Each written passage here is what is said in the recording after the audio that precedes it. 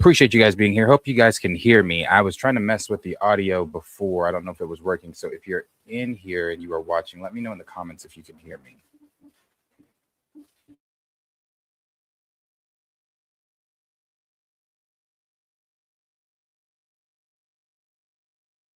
Actually, I think it is working. I think we should be we should be working. We're good. We're good. All right. What's up, everybody? Appreciate you guys being here. Andre, appreciate it. Xavier, appreciate it. East Bay, appreciate it. Everybody else that's coming in, appreciate you guys all tuning in to today's stream. So we are going to get. I couldn't stream yesterday. Sorry for everybody. I know I said it would be weekly, daily, weekly. Your boy got a speeding ticket, so I had to go take care of that yesterday. So I couldn't. It messed up my whole schedule yesterday. So anyway, that's what we're going to do today, though. We're going to touch on the things that kind of happened over the weekend, some of the things that have happened today, and we're going to get into all the news. So we're going to talk about the Punisher and the special, the spotlight that is going to be coming to Disney Plus. We're going to talk about Spider-Man for Brand New Day, how it still doesn't have a trailer. We'll talk about Tremel Tillman's role, or what he's going to be, who he's going to be playing in Spider-Man and throughout the MCU moving forward. We're also going to talk about Aldis Hodge and how he, as we've all, well, not, I don't want to say as we've all been saying, Damson has always been my in my top two. Aldis has always been my number one, and we're going to talk about why I believe and why he should be, why Marvel should be knocking on his door to be T'Challa, the Black Panther. Not to say that I'm not obviously looking forward to Damson if he is indeed playing T'Challa, but we'll get into all that. We'll talk about that, and we're also going to discuss the Mandalorian and Grogu and how the Super Bowl spot, TV spot, trailer, whatever it was supposed to be, how that was so underwhelming, and how people are trying to defend it and say that, oh, no, it did its job. People are talking about it. Well, people are talking about it not in a good way. But we'll get into all that. Excuse me. We'll get into all that stuff. We're also going to talk about the Michael trailer. They put out a behind-the-scenes teaser trailer deal for Michael. Coleman Domingo also recently was on a podcast where he was talking about Jafar and how he just simply embodied Michael. So we're going to talk about that as well. There was something else. Let me make sure. See what else it was. Oh, and Spider-Man Noir. Spider-Man Noir got some updates today. We're going to talk about that. That's one I'm actually going to be watching. So we'll talk about all of those things. So I appreciate, again, everybody being here, everybody that's in the chat. Nova Dragon, appreciate it. Oscar, appreciate it. All of you guys. All right, let's jump into what is going on. So The Punisher is a spotlight special that is coming to Disney Plus. Disney Plus, remember, Marvel had said they were going to start doing a lot of the spotlight specials, and Punisher was one of the ones that they were going to do. They're moving away from doing the Avengers and well-known characters on Disney Plus like that. It's going to be more the street level characters. They're not going to do any of the big Avenger characters on Disney Plus any longer. So The Punisher is going to be getting a spotlight special that is going to be centered around John Bernthal. We had heard about this a long time ago. Bernthal said the only way he was going to come back is if they had found some way to make it like he used to do The Punisher on Netflix and things like that. He was not interested any other way. So they found a way to make it work. He's coming back. He's going to be the Punisher in this special. This special, I do not believe, takes place before Spider-Man, like a lot of people were thinking. A lot of people thought that this was going to take place before Spider-Man. Then that was going to thrust us into his appearance in Brand New Day. Unless it says different here, from everything that I've read in the past, it does not. It takes place, I think, after, or it doesn't have anything to do with Brand New Day. But what they're saying here is John Bernthal made his official MCU debut in Daredevil Born Again last year, and the future looks bright for Frank Castle. The actor will reprise his role in Spider-Man Brand New Day in his own Disney Plus special presentation this summer. And we're not discounting a Daredevil Born Again season 2 cameo. Let's scroll down here to this part.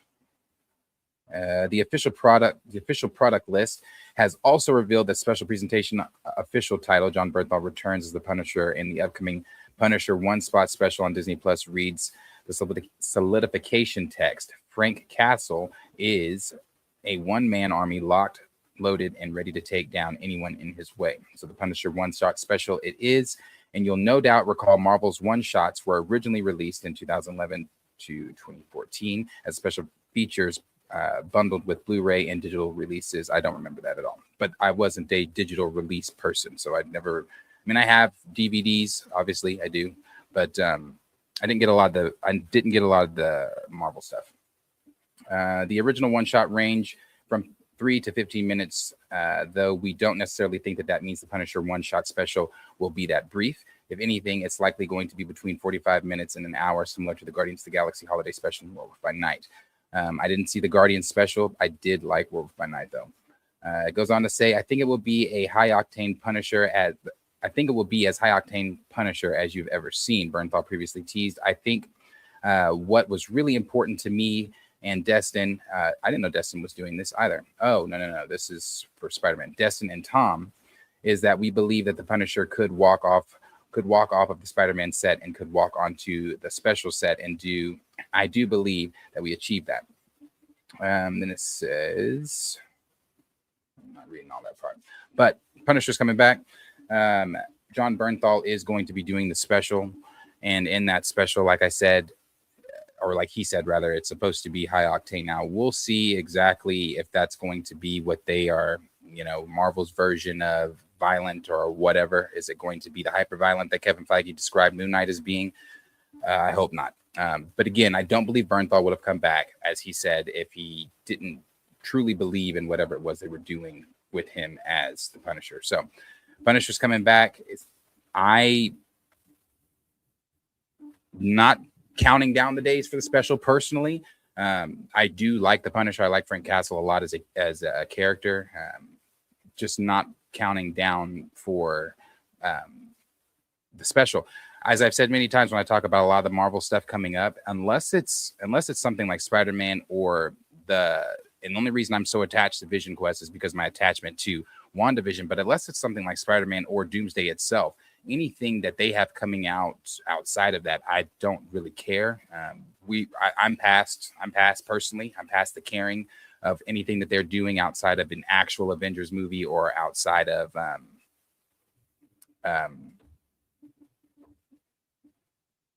Spider-Man or any of the characters I actually care about. But right now, I don't care about the Punisher special. I will watch it, but I'm not counting down the days for the Punisher special. So you guys let me know what you guys are thinking. Are you excited for the Punisher special? Is that something that you're going to be watching? And let me know what you think. Oscar said Vision Quest is going to have Star-Lord and Ultron. Yeah, that's what they've said. They've said that Vision Quest is supposed to have Star-Lord and Ultron in it. I don't know if I really believe the Star-Lord part, but I do. And I know the concept art. People are saying Star-Lord because of the concept art that leaked, supposed concept art that supposedly leaked for Secret Wars and Doomsday. So people are saying that the stuff that we're seeing from Doomsday with Star-Lord and Vision Quest is going to be a run-on from Vision Quest, the show. So Star-Lord is supposedly supposed to show up. We'll see if he really is going to show up. I'm not sure. We know that Ultron is going to be in Vision Quest. We know Jocasta is going to be in Vision Quest. Speed, his son, Tommy, is going to be in Vision Quest, and so is Wiccan. Wiccan is also going to be in Vision Quest, and supposedly Agatha, who is supposed to be dropping Wiccan off to his brother and father. As of right now, there's whispers and rumors that Wanda Maximoff may show up, but we really don't know. The director that did the show said that when they approached Marvel and they had the conversations with Marvel, they told them swing big, go, do the things that you've always wanted to do with some of these characters. And maybe that involves Wanda, because when the director, or it was either the director or showrunner, whoever it was talking about Vision Quest, said that, and we did the thing that we've always wanted to do, and it's going to be big. So hopefully, for me, I don't know about everybody else, but for me, hopefully Wanda was in it. Big Wanda fan. Let's see. Nova said, I believe Punisher, Daredevil, and the Defenders will be in Doomsday to an extent. They were in a leaked script for Kang Dynasty. I think they kept them on the board for Doomsday. Yeah, that's also out there still, that the Defenders are supposed to be showing up in some capacity in Doomsday. Jessica Jones, we know, is going to be in Daredevil season 2. We know Matt Murdock himself is supposed to be in Secret Wars as well. I don't know about Doomsday, but we know for sure Secret Wars. So we'll see with those characters. And moving off, actually, to even add some more to that for those characters, they said for Spider-Man, we should see something with possibly with those characters, with the Defender characters, that's going to lead, start in Spider-Man and then lead on to more street level stuff with the Defenders in the MCU. So, but that's just grain of salt rumor. We don't know if that's actually going to happen, so we'll see. Luke Cage, yeah, Luke Cage is supposed to be there as well. And then, like I said, Punisher may end up being a part of that group with them, because he's supposed to be, I think all that's supposed to stem together with Punisher being in Brand New Day, Jessica Jones maybe showing up. I don't know if Luke Cage is going to show up in Brand New Day, but I think rumor wise, Matt Murdock is supposed to. So we'll see. All right, we'll move to the next thing here. The next thing that we're going to move to is going to be the Mandalorian and Grogu. All right, so we've talked about the Mandalorian Grogu quite a bit. Whether you pay attention to us on the Pantheon, whether you come to my streams, you're watching me, or you're watching Chill, or any of the other streamers that you pay attention to, Mandalorian Grogu hasn't been one that has been counting down the days for. We're not, I'm not excited for Mandalorian and Grogu. I personally don't give a good goddamn about Mandalorian and Grogu, but I'm going to go watch it. I don't know if it's going to be day of, the weekend of, or whatever. Maybe because of what I do, it might be the weekend of. But I'm not counting down the days for this film at all. And if their TV spot that they spent however many millions of dollars for during the Super Bowl was supposed to get myself or any of the others excited, I can speak only for me. And I guess for some of the people that I've seen posting about it online, which would be a lot of different Star Wars fans saying that this didn't do it. This wasn't it. This didn't move the needle for anyone. This didn't move the needle for anyone to get anybody excited for the Mandalorian and Grogu movie.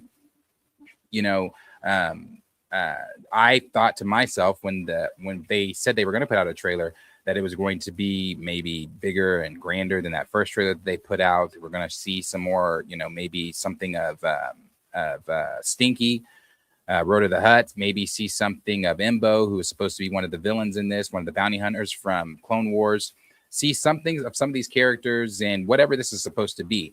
I've seen some people saying that this is going to be just a big, fun Star Wars space adventure, and that's okay. And hey, that's fine. And if that is fine. That's fine. And if that's what it's going to be, that's fine. But again, you're trying to market this film and trying to get Star Wars out of this hole, which, as I've said many times, I don't think that's something that can be done. I think Star Wars is in an irreplaceable place. I don't think they are in a place that you can pull them out of any hole to fix the fandom, to fix whatever has been done throughout Disney owning this franchise. So with that TV spot that they gave, and we can actually go ahead and go to the TV spot here. This is it. So we'll go ahead and play that really quick if you didn't see it. Sometimes we choose our path. Other times the path chooses us. Through it all, we keep pushing forward, driven by a deeper purpose, guided by an unseen force. The journey never gets any easier. The bond just gets harder to break. This is the way. Only in theaters and IMAX May 20. This is definitely not the way. If this was the way that they decided to go with this, when they sat down in that meeting and had the conversation and said, hey, let's spend millions of dollars on a Super Bowl spot, and this is the way to do it, it's not the way. They actually put out a statement. Lucasfilm put out a statement and said, our creative and marketing team landed on a unique concept that gave a nod to classic big game spots of years past. It captured the warmth, humor, and emotional connection between these two beloved characters and was a perfect next step for our campaign as we lead up to their big screen debut this summer. Terrible. And the reason I say terrible is because what Lucasfilm is leaning on the love that they had, that the fandom has, and maybe, I don't know, has had, I don't know if that's present or past tense, for me, it's past tense. It's not that I dislike Grogu, but I don't have this attraction to Grogu that I once have. I don't have this fascination with Grogu that I once had. When we were introduced to this character in 2019, I was like, okay, never seen another species of Yoda live action outside of Yaddle, and having to be able to spend this much time with this character, the mystery behind what happened with Grogu, the mystery behind where, you know, possibly even finding out where Yoda species came from, what his voice could possibly sound like, whose apprentice was he, what did he train, all that I don't give a fuck about. I don't give a fuck about, because it is we learned about this character in 2019. It is now 2026. We are 3 years removed from 10 years with this character, and the character has done nothing new but goo goo gaga and force things to himself that he wants to eat. That is it.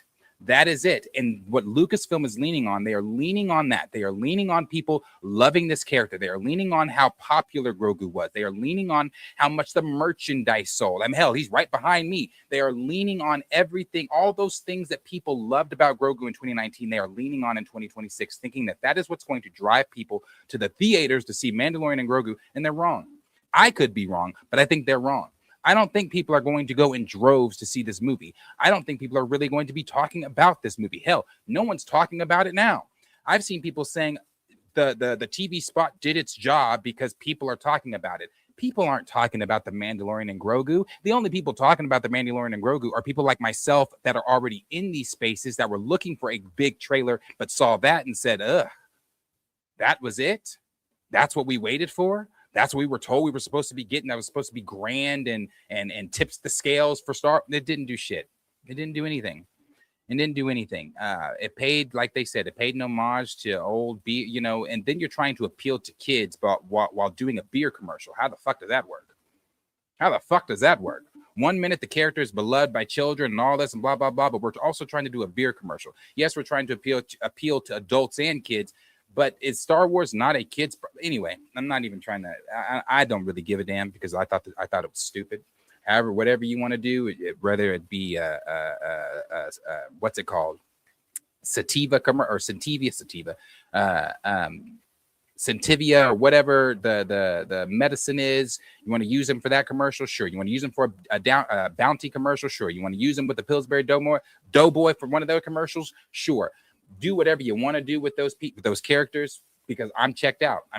Again, I'm going to go see the movie. I'm going to go see after all the bitching I just did, I'm still going to go see the movie. But the point is, I'm not counting down for this film. And I'm a massive Star Wars fan. I'm not counting down for this. I don't really care, again, about this. This is a story that has almost next to nothing to do with what is going to be going on in the grander scale.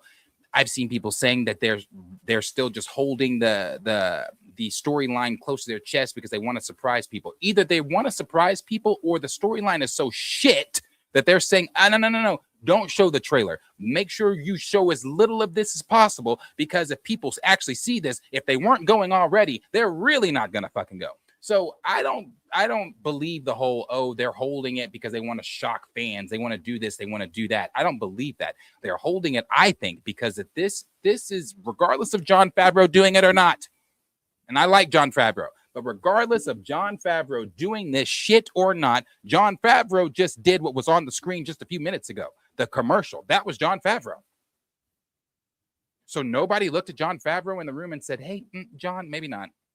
Maybe not. Maybe we don't do this. Maybe we do something that's actually going to showcase what is in the movie, showcase the trailer, get people excited. Let me show you something else. Let me show you something else too, because people have been giving this example for the Mandalorian and Grogu. So with the trailer, people, I forget the Twitter user's name. He shared the original, the official trailer to. I'm sorry, actually. No, I don't want to do that one. It's not for the Mandalorian and Grogu. It is for... Let me see here. Okay, so it was this dude here on Twitter. He shared the original trailer from 2019 for the Mandalorian and Grogu after they did their TV spot, and he said, here's a little palate cleanser. And the reason I'm showing this is because just look at this is all it would take for them to do. You got to remember, in 2019, we were still coming off of the heels of Rise of Skywalker, which was an epic fail. Somehow Palpatine returned. Not an epic fail as far as box office goes, because every single one of those films, box office wise, did phenomenal for Lucasfilm. It was the way fans felt coming out of those films that damaged the brand even more, that did fan brand damage.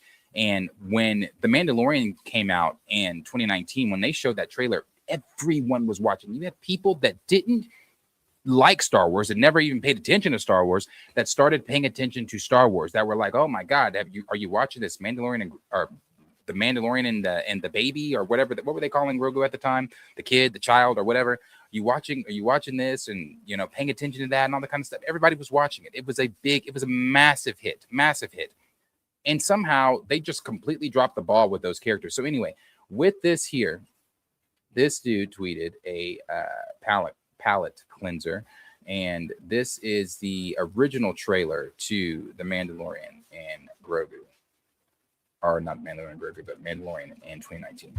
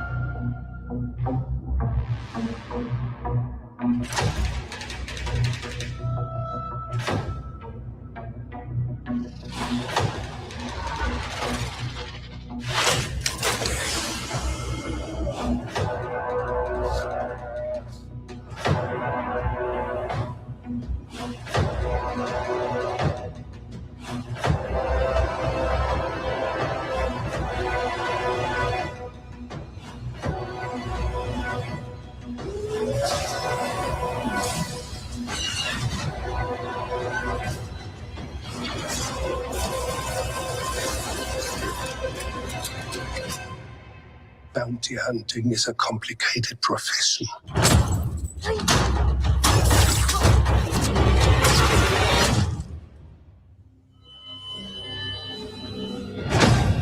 Don't you agree? So good, man.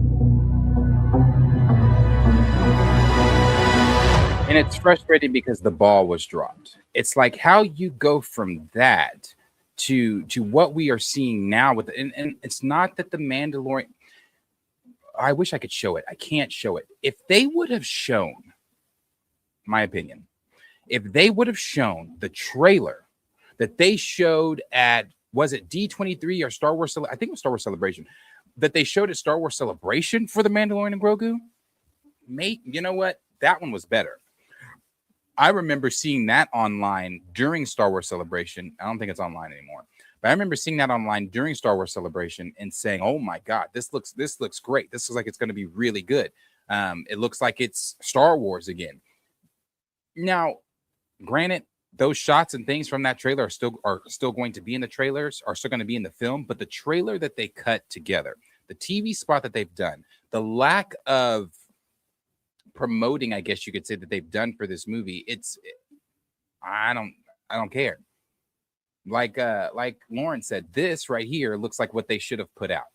This is what they should have been running with. They should have been running with this. They should the mystique in this, the remnants of the Empire. You're seeing Moffs that we haven't seen before, like Moff Gideon. You're seeing stormtroopers. You're seeing the shock troopers. I mean, there's so many different great things going on just within that minute 30 seconds of that trailer from 2019, and all that has been dropped. Not just the mystique of it all, but even the storyline with Grogu.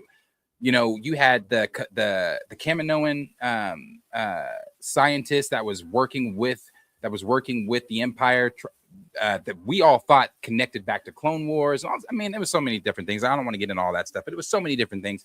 I just don't care. I just don't care. Their synopsis of what they gave and saying that, oh, that's why we did it, and we're comfortable with it, and comfortable with what we showed during the TV spot. Okay, fine. We'll see. What is this? February comes out in 3 months. 3 months. What day? What day?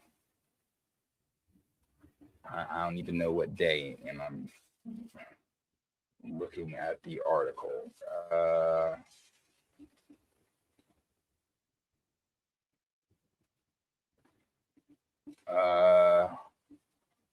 May 22nd. May 22nd is when The Mandalorian and Grogu comes out. Thanks, Lawrence. May 22nd is when that comes out. So I'll be going to see it. Like I said, I'm not counting on the days for it, but I will be seeing the movie just to see what it's about.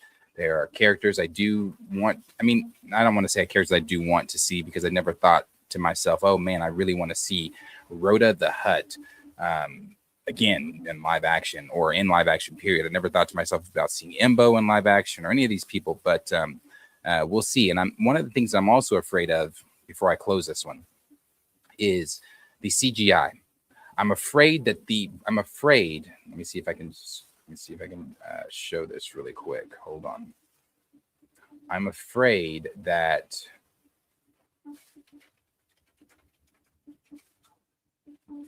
what we've seen so far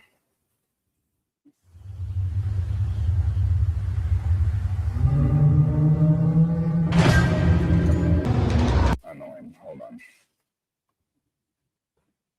I'm afraid of what we've seen so far, Rhoda the Hutt, in the trailer that they showed. Remember, we got a stupid ass shit. We got a behind the back look at him in the trailer. This one. What I'm afraid of, and the reason that the reason they haven't shown him, the reason they haven't given a full look at him, because it's a buddy. I'm gonna call it a buddy cop film, but he's running around with the Mandalorian and Grogu for I want to say about 80% of this fucking movie. So what I'm afraid of is the reason either they haven't shown him because again they want to keep it close to the chest, they want to just be like, oh, when we show him it's gonna be great, or the CGI is just gonna be completely shit. It's gonna be a CGI shit fest for the entire film with Rhoda the Hutt dragging his fucking body along next to Mando and Grogu. Yes, this is the same son from Clone Wars. It is the same son. This is Stinky. Rhoda. Stinky. It's him. The same one that we ain't seen since 2008. Now, he is in the comics. The twins are supposedly in this as well. He is in the comics. He's got abs and all that kind of stuff. We'll see what he's going to look like. But I'm afraid that it's going to be a real big stinky CGI fest. So we'll see. But if you're excited for Mandalorian and Grogu, let me know. Are you counting down the days? Are you counting down the days for any Star Wars project? I can't say that. I'm counting down the days for Maul Shadow Lords. I'm counting down the days for Maul. That is the only Star Wars project right now that has me excited. I can't say Ahsoka has me excited. I'm excited for Ahsoka, but I can't say it has me counting down the days because I just need to see something from it first. Yes, there are the rumors and things like that, but I need to see something from it first to see exactly what we're doing. But let me know. You excited for Star Wars? You excited to hang out with Stinky in May? Let me know what you guys are thinking. What do you think of the TV spot? All right. Let's see here what you guys are saying.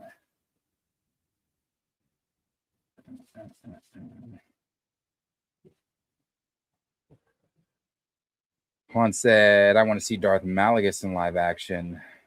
My man's rolled up to Coruscant on some fuck shit. Yes, I just actually watched, because I was wanting good Star Wars, I watched the cinematics of Knights of the Republic with Malgus and everybody. So great. Malgus is great.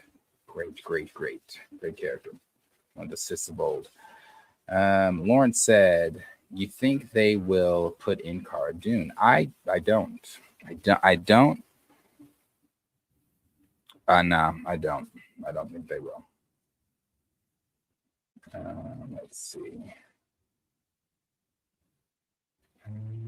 Monster said, yeah, this movie's cooked. We'll see. All right. Let's move on. Quatrain said, why his boss got abs in the pic? I don't know. Let's move to Spider-Man.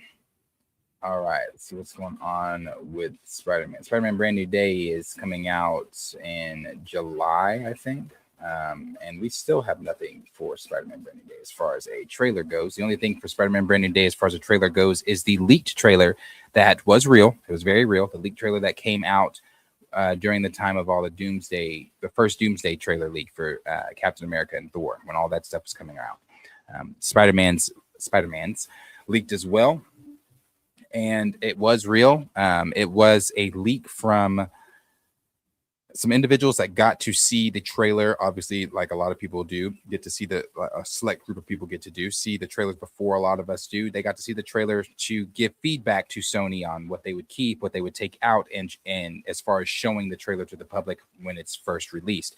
Whoever they sent that out to, when those people did leak that trailer, and everybody that did see that trailer saw the leaked Spider-Man Brand New Day trailer that had Tombstone with some lines in it. It had whoever Sadie Sink's playing, which I'm now with Tramel Tillman's role being revealed, I'm thinking really might be Jean Grey. Had her saying some lines, Spider-Man obviously speaking, and a few others. So we will see when they release that trailer. Again, they still have not given anything for that, but we'll see exactly when they do release something for Spider-Man. But this is what this is saying here, coming from comicmovie.com. It says a description of an alternate version of. Oh yeah, so before I even get into that, Chris over at 3C Films. I don't know if anybody watches Chris. I like Chris a lot. He had one of his sources that reached out to him that gave him a description of the leaked trailer that is supposed to be coming online, I guess, in the coming days or something like that. But this says a description from an alternate version of the Spider-Man Brand New Day teaser trailer has leaked online, and it reveals a Scorpion design, organic webbing, and Peter Parker reunion with MJ. With less than 6 months to go until Spider-Man Brand New Day swings into theaters, it's looking increasingly likely that Sony Pictures will be following the same marketing pattern as Spider-Man No Way Home. I thought we got that trailer a lot sooner with Spider-Man No Way Home, though. Did we not? Maybe not. I feel like we were actually waiting a long time for that trailer, too. I just remember specifically with that, too, that trailer leaked, and that was a different time, though. No Way Home. Brand New Day doesn't have the excitement, anticipation, and everything around it, I feel, that No Way Home did. This then goes on to say that movie didn't get a teaser trailer until 4 months before its December 2021 release, and the studio hasn't had its hands forced by December's blurry leak. For all we know, that was deliberately leaked to build excitement. If so, mission accomplished. A lot of people were saying that. I remember that. People saying that, did they leak this on purpose? But a lot of people thought that the Marvel trailers for Doomsday or stories, or whatever the Russos called them, were being leaked purposefully as well. This goes on to say today, 3C Films, that's Chris over there, has shared a breakdown of an alternate trailer for the Spider-Man Brand New Day. The YouTube account says this comes from the same source that gave them the Scream 7 trailer description over a month before its online debut, so there may be something to this. Goes on to say for the most part, it's similar to the leaked teaser. This time, though, it opens with Spider-Man and the Punisher talking in the latter's battle van. The wall crawler webs up and takes Frank Castle's gun, makes it clear that he doesn't approve of his fellow vigilantes' violent brand of justice. The Scorpion is also fully revealed in the sneak peek, and is wearing a suit that's said to be a cross between the classic comics and what we saw in the Insomniac Spider-Man video game. There's also a moment of levity with Spider-Man being pushed up against the window of a bus and dragged across it, creating a squeaky glass noise. However, the person who saw the footage shared their take that the web swinging I saw is ugly. They also weren't sold on the comedy just yet. Destin Daniel Creighton has prioritized practical web swinging for Spider-Man Brand New Day, something the Home Trilogy director John Watts warned against due to how it ends up looking on camera. We'll have to wait to see if the Wonder Man Helmer has pulled it off. Okay, so I remember this being a big deal when the quote came out that John Watts said that it looks silly to have him practically swinging. And then we saw some of the behind the scenes stuff of Tom actually practically swinging, and people were saying, oh, this doesn't look that bad. Maybe John Watts just was blah, blah, blah, blah, whatever. I stand by it didn't look bad from the stuff that we saw, the behind the scenes stuff we saw. Now, granted, maybe it looks different from the actual behind the scenes stuff to on screen with a little editing, with whatever they saw. But I still maintain that I don't think that looked bad. I don't think that looked bad when what we saw. It says Peter Parker meeting with Bruce is still there, but they now discuss gene mutation. Later, Spider-Man emerges from a web cocoon in an alley, and yes, he has organic web shooters now. Finally, Peter turns away when he sees MJ at a party about to kiss another guy, and they later bump into each other in a hallway. He says he's just a neighbor, prompting MJ to sarcastically respond, "Just your friendly neighbor." Oh, don't do that. Don't do that. A nod to him being the friendly neighborhood Spider-Man, of course. Yeah, don't do that. Then they say, finally, while the YouTube account stresses that this is just a rumor, it sounds like Tom Holland's brother Harry is playing Boomerang. He was cut from Spider-Man No Way Home after portraying a bicycle thief. I remember that threw the paint on Spider-Man. Captured by the wall crawler. Then My Time to Shine Hello, meanwhile, has said that Marvel considered having rapper Cardi B cameo as a villain. What the fuck? And I don't believe that. And Spider-Man Brand New Day's montage. Yeah, we're not buying it either. I don't believe that. Shang-Chi and the Legend of the Ten Rings, Helmer Destin Daniel Creighton directs Spider-Man Brand New Day from a script by returning Spider-Man's franchise writer Chris McKenna and Eric Summers.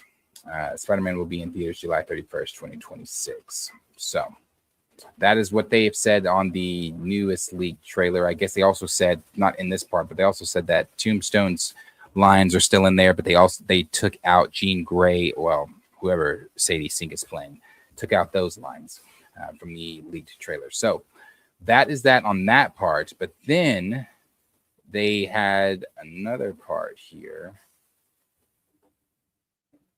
that had Tremel Tillman, and who Tremel Tillman was going to be playing. So it came out a few days ago before this part came out about him playing William Metzer or whoever.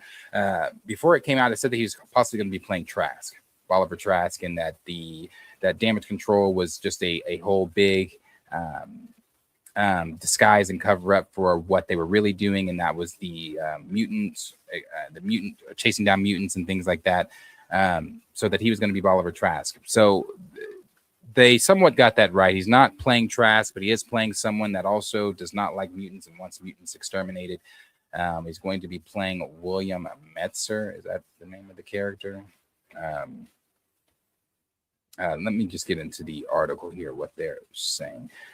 So with him possibly playing this character, whoever William Metzer is, with him possibly playing this character, that really kind of does somewhat solidify that Sadie Sink may really be in the film as Jean Grey and as a mutant. And this is how they are going to start with the mutant saga in Spider-Man. You know, even in the leak part that 3C Films gave there, he said that in the first trailer, I think it was Bruce and Peter talking about Gamma or something like that. But I guess they've redone it to where Bruce and Peter are now going to be talking about mutations and the gene mutation, mutants and things like that. So ushering in the mutants, if Sadie Sink is really playing Jean Grey, ushering it, I mean, there it is, one of the biggest X-Men. Then you have Tremel Tillman, who he's playing, which again kind of solidifies, I think, that she would be Jean for sure. If he's in this, but this is what they are saying here for Tremel Tillman and what he is going to be doing in the film. No longer running with the rumor that he's going to be Kang. They are now going with William Metzer. So this goes on to say, Nexus Point News has now confirmed that the latter is accurate, but this character actually has close ties to the X-Men. I guess I missed it. Now it says no details on Tillman's character were shared at the time, but speculation pointed to the actor playing either Peter Peter Parker's Daily Bugle colleague Robbie Robertson, or the villainous Tombstone. More recently, rumors claim that he'd be cast as the head of the Department of Damage Control. They didn't put the name in here. There it is. According to the site, Tillman is playing a relatively obscure X-Men villain, William Metzer. I don't know who William Metzer is. In Brand New Day, the actor is reportedly signed. You know what's funny? When Tillman got cast, I remember we were talking about, because people were saying, "Oh, he might be playing Kang. He's probably playing Kang." I think that was Jeff Snyder, was it not? It was either Jeff Snyder or Daniel RPK that came out and said, "Oh, he's playing Kang. Rumor is he's playing Kang." And then I remember a lot of people, and I said it on the Pantheon show. What if he's not playing Kang? What if he's playing somebody like Peter's, like one of Peter's professors in college, or maybe Peter's neighbor, or someone really that really doesn't matter. Now, I'm not saying that William Metzer does not matter at all, but I take you to Brand New Day, or I'm sorry, Brave New World, where you got a actor, another good black actor, and Giancarlo Esposito, and you made him Sidewinder. And there has been nothing said about Sidewinder. And the reason I'm even bringing that up is because if you remember, during that time, Giancarlo Esposito was very excited about the possibilities of whatever the fuck Marvel talked to him about behind the scenes, about doing extra stuff, doing more stuff as Sidewinder. He even talked about a TV show and things like that, blah, blah, blah. So, I mean, so it's funny that they've got him now playing this obscure character that nobody really knows, unless you are, hard hitting comic head. You may know who William Metzer is. I don't. So, but he's going to be playing a character that's not a lot of people know at all. Then it goes on to say the actor has reportedly signed a multi-picture deal, which potentially includes Marvel Studios' upcoming X-Men films. Like his comic book counterpart, this take on Metzer will be an anti-mutant crusader. If this is on the level of the NPN, if this is on the level, and NPN has become a highly reliable source, Nexus Point News, it may lead credence to rumors that Sadie Sink is playing Jean Grey after all. Previous reports have claimed that Tillman's character will be obsessed with hunting this mysterious metahuman down, with Frank Castle stepping in to take her under his protection. Though we wouldn't read too much into this, the source is sketchy but has shared some accurate details in the past. I don't really trust Majestic at all.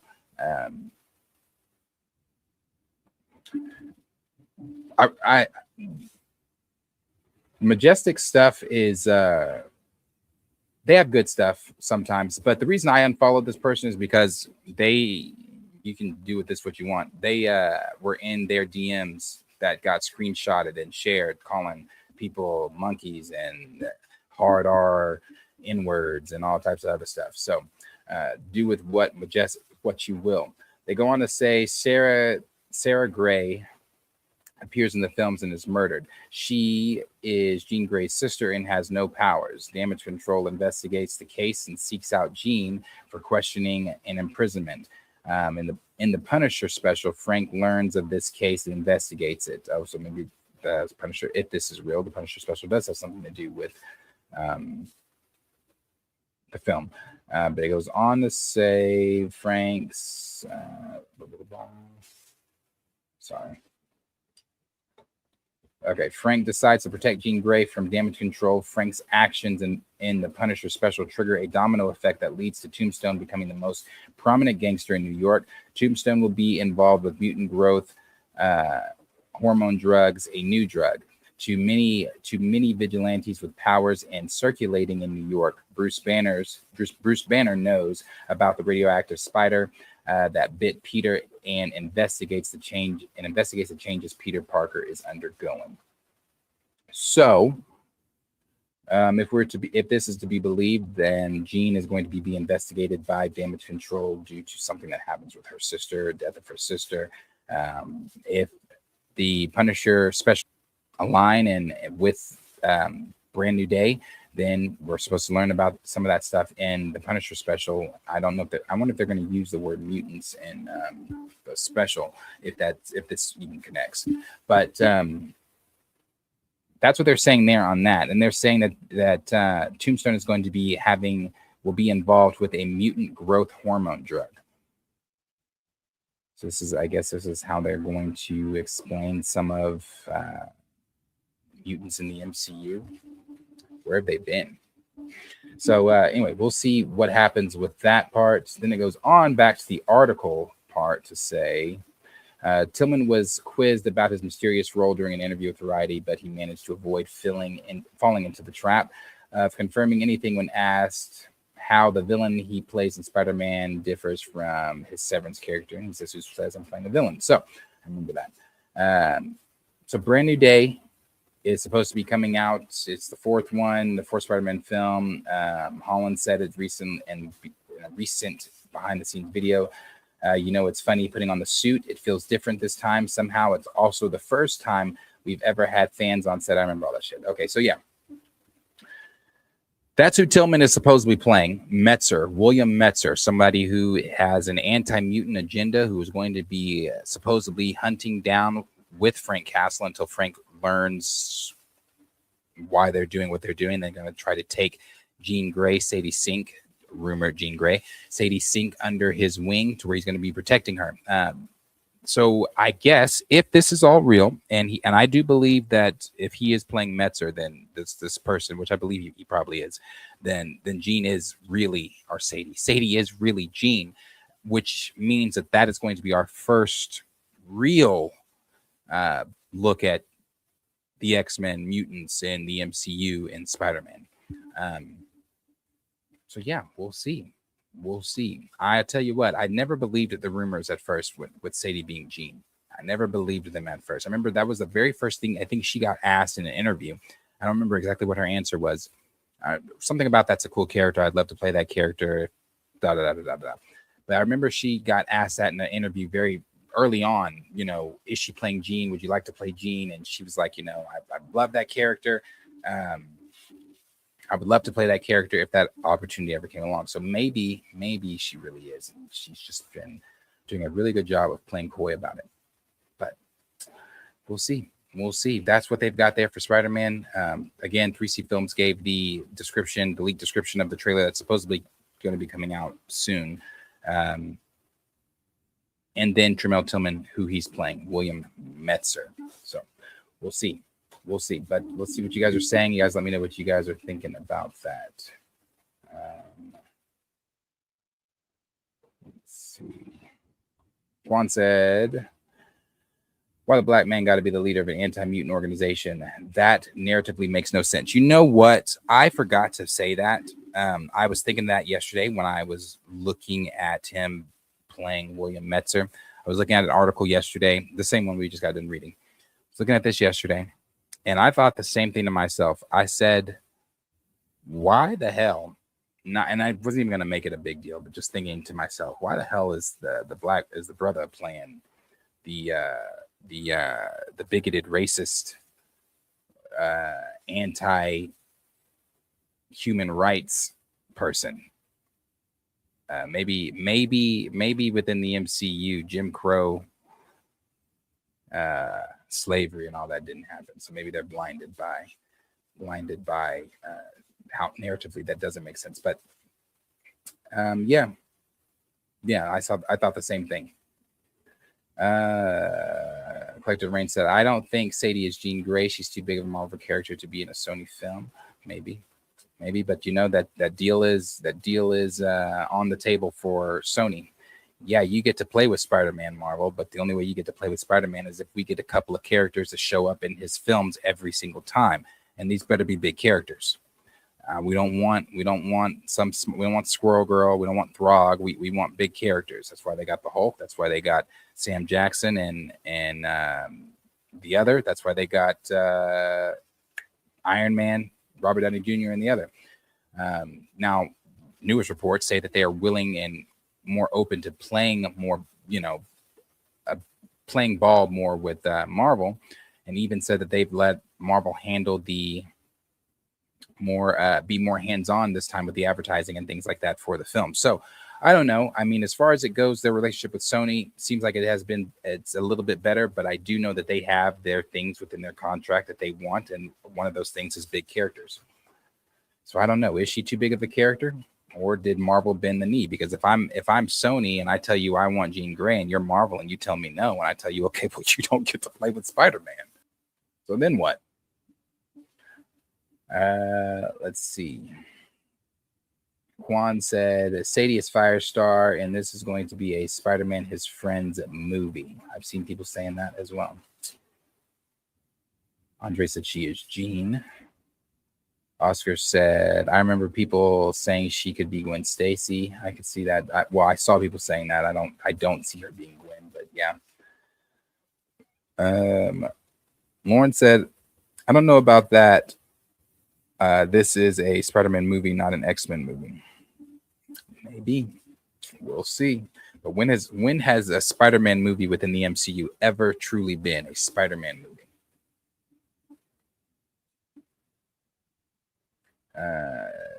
Xavier said, Jean being in Spider-Man, a Spider-Man film has me scratching my head, but I guess we'll see how it plays out.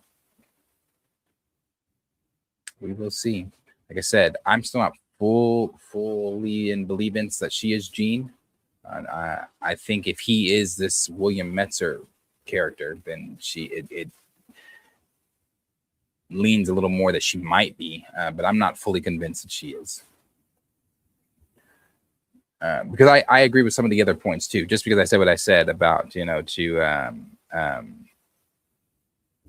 other comments, and I'm scratching my head on it too. Why is Jean, or any of the X-Men, not that Spider-Man doesn't hang out with the X-Men, I know the X-Men, why are they showing up in a Spider-Man film? Why Jean to be the first one? A lot of whys. Let's see. Nova said, I believe all of this is Sony's doing because wasn't it confirmed that Kevin didn't have a hand in this one because he wanted to focus on Doomsday, so he gave Sony full control of this? It might be. No, you actually are right on that. Kevin Feige has been focused on Doomsday and been paying attention to everything going on the Doomsday set, and I guess in proximity the Secret Wars set, to where he let Amy Pascal handle a lot of, be more hands-on and handle all of the to-dos with Spider-Man Brand New Day. Yeah. Let's see. Nova Dragon also said, what if the post-credit scene for Spider-Man Brand New Day, it is revealed he is Kang and just in disguise as a person close to Peter that manipulated him the whole time as they race against time to prepare for Doom? Possibly.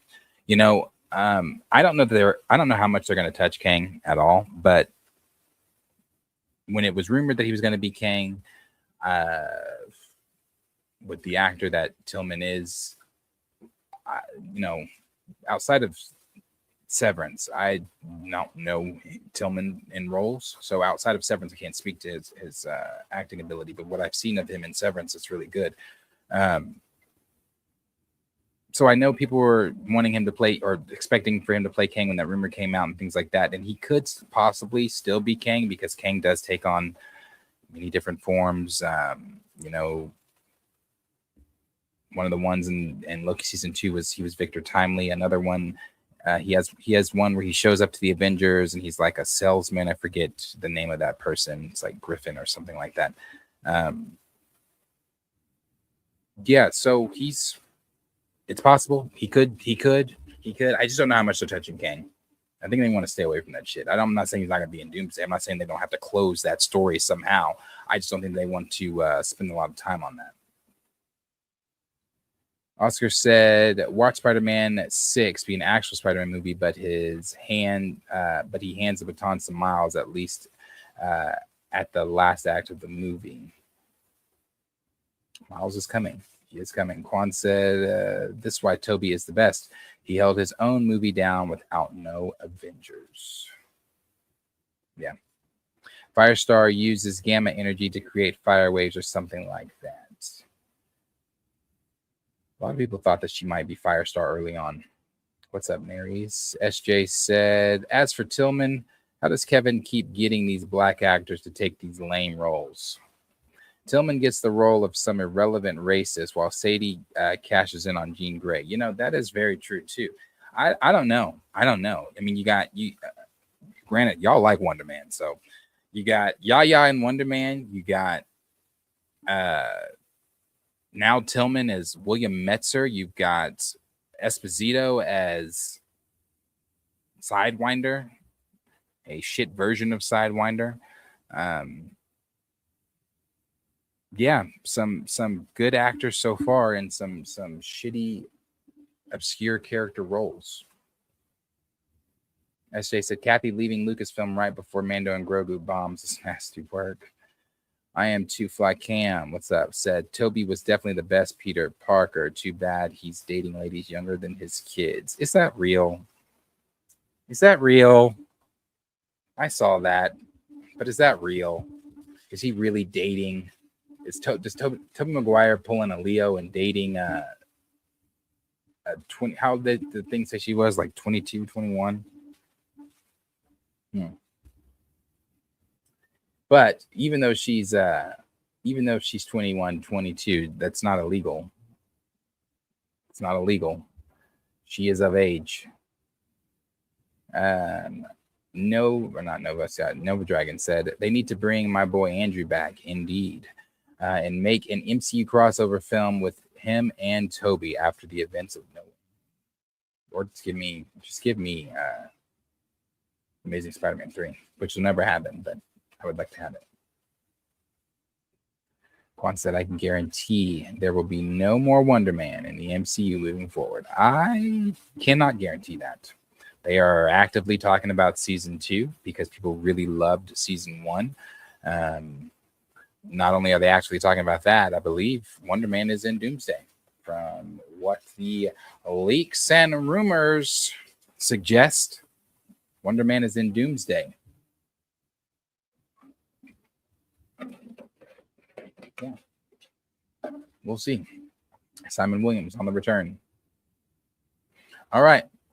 Let's move here to, not illegal. Not illegal. Just surprised, I guess. Yeah.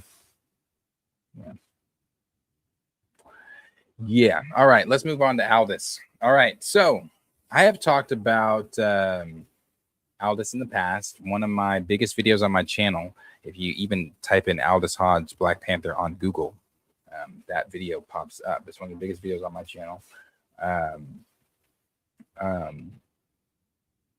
And with that video, I talked about the interview that Aldis Hodge did in 2012, where he was talking about the importance of T'Challa. Even then, he was talking about the importance of why this character matters, the importance of why the kids, black children, need to see a black superhero face like T'Challa's on screen, and X, Y, and Z. So this is not a new push for Aldis. I know some people are new to Aldis. I've seen some are new to Aldis wanting this role, or new to Aldis's name in conversation with Black Panther due to the stuff that happened over this past summer with all the AI images, with the stuff that came out from Jeff Snyder and Daniel RPK and all that kind of stuff. However, this is not new for Aldis. Aldis has been campaigning for Black Panther to be T'Challa, for this character to be on screen, for him to even portray this character for quite some time. Not only that, before the newest videos have come out of him talking about this character, you had the who was it? The showrunner or director for Cross, the light-skinned brother that was discussing on a podcast how him and Aldis have had conversations behind the scenes about how, trying to manifest it, really not wanting to talk about it out loud to the public because they didn't want to jinx it, but because they were talking about it, trying to manifest it behind the scenes. They were saying things like, he really wants this role. This is something, he really understands this role. We talk about this all the time. Aldis would be perfect for this role. And I've said that from the beginning too. Aldis has always been my number one. Damson has always been a close second, but Aldis Hodge has always been my number one, who I wanted to come in and be this character. There was a spark of with his name in the conversation over this past weekend due to the interview that he did, and I'll share the screen here. The interview that he did, who was this interview with?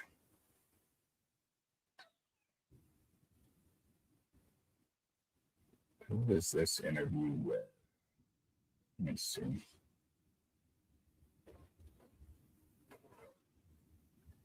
The interview, it was for Cross. It was an interview for Cross, but Chillmonger had clipped it and shared it. And his answer here, some of you, a lot of you have probably already seen this, but I'm going to play it. His answer here was brilliant.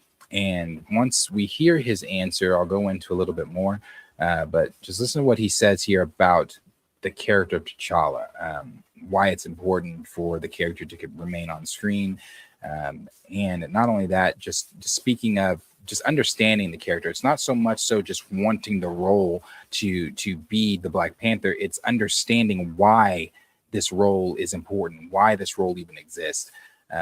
So let's listen to what he says here. I think about Black Panther and anybody who kind of steps into that space, if they are to recast it, I believe what was so impactful about the film generally is a cultural impact.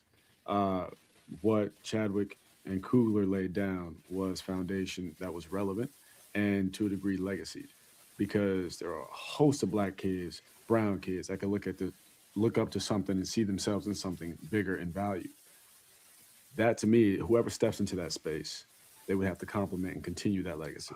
So it's not necessarily, to me, stepping into a role, it's stepping into service, because that's what that movie means to people. So, you know, if it's something that is, look, Marvel ain't called me, okay? I'm gonna tell you, ain't nobody called me. But if I was to ever get that call, and it was something that I felt, or a storyline that I felt complemented and added to the legacy they already initiated, then I would love to be a part of carrying, or be just, a small part of being an asset to carry that on. It's this part here. To a role, it's stepping into service. It's not stepping into a role. It's stepping into service. And far too often when we have the conversation about recasting T'Challa, or we have the conversation about why this character is important, especially online, especially to the deaf, dumb, and ignorant people that like to jump into these conversations in these spaces and say, well, did you not watch Wakanda Forever? Or do you realize that they are going to recast him? You just have to be patient. Or it's the MCU. Everybody's going to get recasted. Or they'll say silly things like, T'Challa had his time. Shuri is the new Black Panther, or whatever. Some of the ignorant things that you've no doubtedly come in contact with on Twitter. But when they say these things, like I said, often too many times when we're having these conversations, they are only thinking of it in that perspective. They are thinking of, oh, it's just a role. Oh, it's not that deep. Oh, it's not that big of a deal because this is a character that's going to get recasted. They see Chadwick Boseman and they think, well, this Chadwick Boseman was so much bigger than this role. So therefore, the role has to die with him. And how dare you be disrespectful and say that they should recast this when Chadwick Boseman is the only one that can embody this role. Chadwick Boseman, as we've said many times, knew himself that this was much more than a role. Chadwick Boseman, as we've said many times, knew to himself that once I finish this role, I want to be able to pass the baton to the next person to be able to continue this role, because it's much bigger than a role, as you just heard Aldis say. It's much bigger than a role. You're not stepping into a role. You're stepping into service.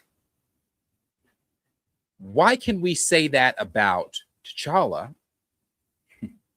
This is why they get so mad. This is why they get so mad. This is why they don't want you to recast T'Challa. Because that line there that he just said, you're not stepping into a role, you're stepping into service. When you step into Spiderman, you're stepping into a role. When you step into that Steve Rogers character, you're stepping into a role. When you're stepping into Iron Man, whoever's going to play the next Iron Man, you're simply stepping into a role. And I can go on and on. Hulk, a role. Doctor Strange, you're stepping into a role. But with T'Challa, with the Black Panther, you are stepping into something much bigger than a role. Something much bigger than yourself. You are stepping into a service. Why are you stepping into a service? Because, as I've said many times for the many years we've been talking about recasting this damn character. The character was created during the height of the civil rights movement for people that look like myself and many that are watching this stream. Because little black and brown boys were running around with comic books with blonde-haired, blue-eyed characters that they could not relate with. Therefore, Stan Lee said to himself, let's create a black character that these black and brown boys can relate to. Someone that they can see themselves in. Someone that is not tainted by colonization. Someone who is proficient in almost every form of martial arts, can speak so many forms of so many different languages, is the king of his own nation. I know it's not highlighted in the MCU, but is extremely intelligent, one of the most intelligent minds in Marvel. So when they packaged all of those things and many more things that fall under T'Challa's belt, they packaged all those things together and they gave that to the public and said, here, this is a character that I don't even think they even knew at the time what they had. That is bigger than again, just a character, bigger than just a role. You're stepping into a service because you have black and brown boys that are looking up to you. As I've said, when I talk about this all the time, I coached AAU basketball for a time, 13 years. In all my 13 years of coaching AAU basketball, I predominantly, all of my teams, maybe we had 1, 2, maybe 3 white kids, but my teams were all black. When I started coaching for Nike Pro Skills in 2018, or 2016, sorry, when Black Panther came out. Was it 2016? Yeah, 2016 when Black Panther came out, wasn't it? Yes, in 2016 when Black Panther came out, there were my team who were the sophomores. We had the freshmen. We had the and then we had the 11 and under groups, the junior group. We took all 3 teams, something we had never done before. I had never been a part of before. Took all 3 teams, which were all predominantly black. We had some white kids, predominantly black, to a rented out theater. And we saw that by this time, this was my 15th, 16th time seeing Black Panther in theaters, and took them to see Black Panther, something we had never done. A lot of those kids walked into that theater not knowing who the Black Panther was, not even giving a damn about who he was or about Marvel. Some of them left not giving a damn about Marvel, but none of them left not giving a damn about who the Black Panther was. A lot of them wanted to know more about T'Challa. A lot of them wanted to know more about the Black Panther. A lot of them wanted to know more about this uncolonized nation and the technologies and the powers and all vast and everything that they watched in that film. They wanted to know more about. That's why it's more of a service than just a role, because black kids, as we've said many times, do not have characters that we can look up to, characters that they can see themselves in. One of the things that I love, I wish Chill was here to pull it up because I can't ever find it. It's the video of the black folks outside the theater looking at the cardboard cutout for the first Black Panther film. And the things that they said in that was, this is what white folks get to feel all the time. You get to feel this representation all the time because you're walking into, and even Kevin Feige, white Kevin Feige, president of Marvel Studios, even said one of his favorite parts about Black Panther was getting to see the kids run up to the posters in videos or in the theaters or whatever and see themselves in those posters, something that they can't do with a Spiderman poster, something they can't do with the Captain America poster, something they're not going to be able to do with a Doomsday poster. To be able to see themselves, and not only see themselves, but to take it even a step further. You look at Chadwick Boseman's nephew, Derek Boseman, his brother, said in an interview that when their nephew viewed the film, he didn't come out wanting superpowers. He didn't come out wanting to take the heart-shaped herb. He didn't come out, wanting to join the Avengers. He came out after watching the first Black Panther, a young black kid, after watching the first Black Panther film, came out wanting to be a scientist. Thank you, 2018, Andre. Wanting to be a scientist. in a world where black kids are told that you're really no bigger or better than your athletic ability or maybe your rapping ability, or you might have some type of talent, but where they are pushing more of those things over your brains, over education, over you could possibly be a CEO somewhere. You could be the person that cures cancer. You could be the person that does this. Instead of pushing those things, they're pushing more so of, athlete, this and that. The Black Panther film told a black kid watching, you can be more than what they tell you can be. You can come out and be a scientist, wanting to be a scientist. So it's bigger than a role. It is service. That's why when people on Twitter are telling you, oh, just be patient, or, oh, did you not watch the first Black Panther or the second Black Panther film? His son is taking, it's not, listen, I personally can't speak for everybody. It's not the kid himself. It's not the child himself. I think the child's unnecessary, but it's not the child himself.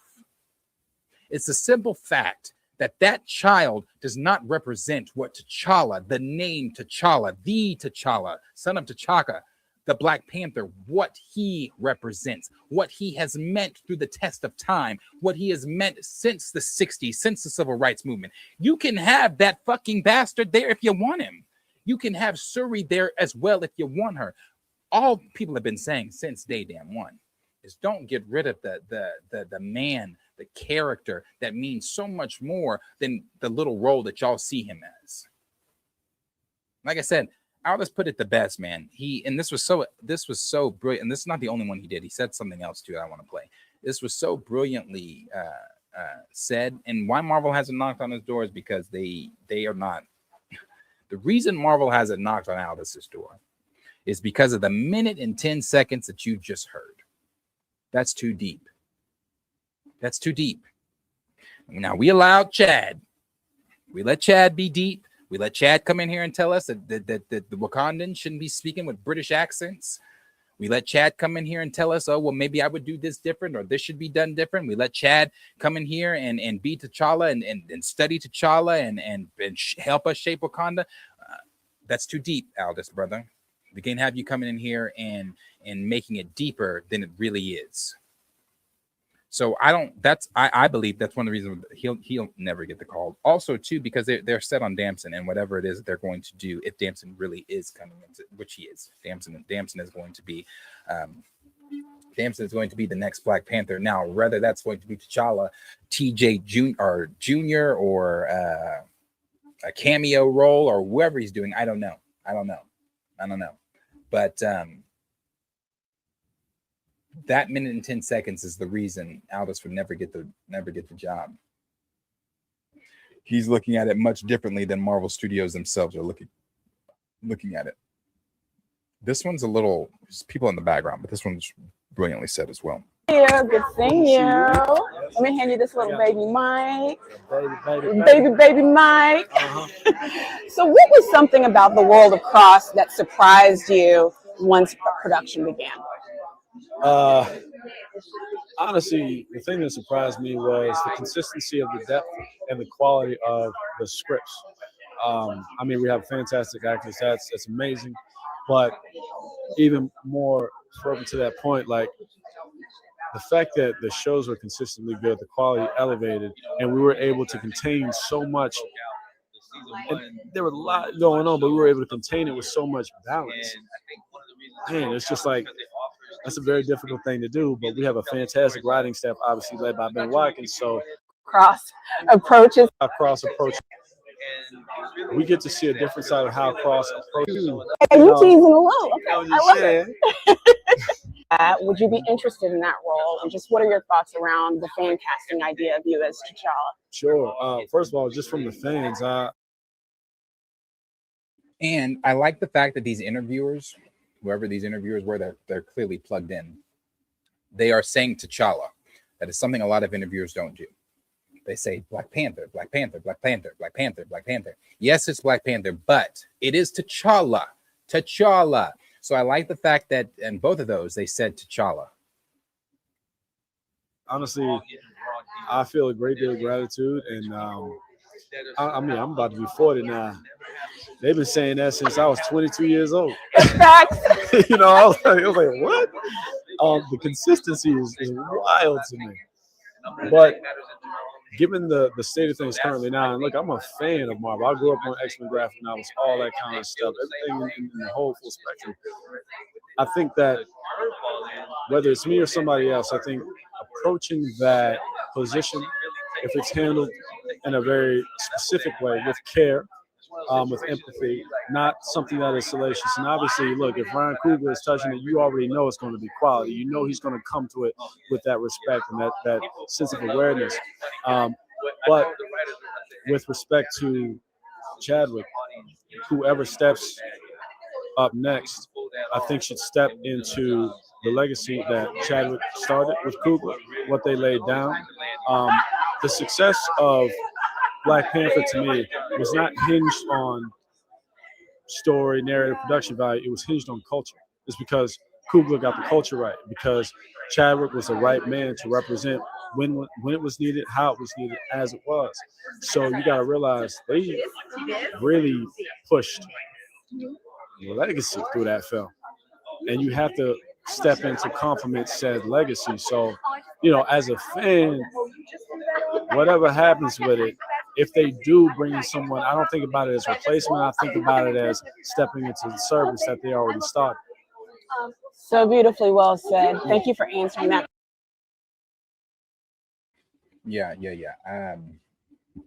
Like you said, they've been saying that for 22 years, or saying that for 12 years now, and he's about to be, since he was 22, and now he's about to be 40.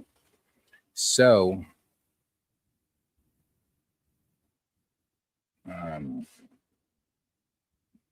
yeah, it sucks, but I think Aldis would be perfect for the job. Unfortunately, I don't think he'll ever get to play that role, but I think he'd be perfect for the job. I think Damson is a good pick for the role as well.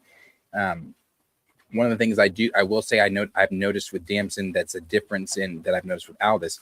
I think Damson is looking at it more as a role. Now, he has given some answers in the past, even that answer that he gave on I forget her name, on the Light Skin Sister show of the podcast, even the answer he gave then, it was a good answer, but it was still a tiptoed around answer. It wasn't an answer like either one of these two answers that Aldis just gave. I think Damson, again, even though some of the answers he's given in the past have been good, I think he looks at it more as a role. I think he understands the importance, but I think he looks at it more as a role. I think he looks at it more of, I mean, it's a gig. It's going to give me something that probably, possibly 5 to 10 year deal. I mean, if we're to believe the rumors, that's one of the reasons why maybe they brought him back to the table the first time. He didn't want to play a short, just a cameo and then leave. He wanted a longer role in the MCU. But the answers that he's given haven't been answers like this. It haven't been answers like, like Aldis said, it's stepping into service, not a role. It's about culture. It's about this. It's about the answers Damson have given have been just, more so about, whoever steps into that role after Chadwick Boseman, just make sure they do it justice and things like that, blah, blah, blah, blah, blah. Not so, now maybe he can't say certain things because he's having conversations with Marvel. He can't give certain things away. But he hasn't given an answer like this. I still like Damson, still would like him in the role. He's definitely going to be in the role. He's the one. But not an answer like this. So yeah, Aldis is still my top choice. He still should be T'Challa. He should get a chance at being T'Challa.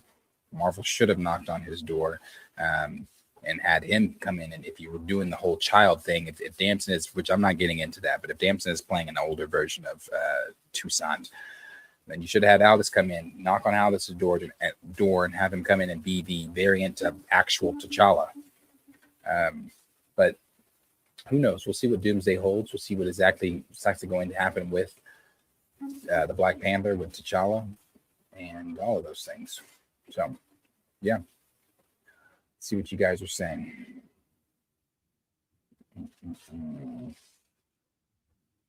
Arthur said, "I relate to Luke Skywalker more than Finn now when I'm black." Yeah, but those are different. It's very different. I don't think you're meant to relate to Finn. One, two. Finn's story is about a defective clone trooper who doesn't know anything about himself, who was programmed to be the person he is since birth. Yeah, the stormtrooper program around that time was not the clone program, but they still took cadets at childhood and they took them through the Empire's program. And then once they brainwashed those people enough to be able to become stormtroopers, loyalists for them, that's what they were. That's why they took away their numbers and took away their names, and they were numbers. Finn's name is only Finn because I forget how his name was Finn, but it was that's what it was. His number was like FNN 217 or something like that. And Poe said, "Okay, I'm just going to call you Finn." I don't think you're supposed to relate to a stormtrooper because they have no identity. They have nothing. They are just numbers. They are no one. Luke, you're supposed to relate to Luke.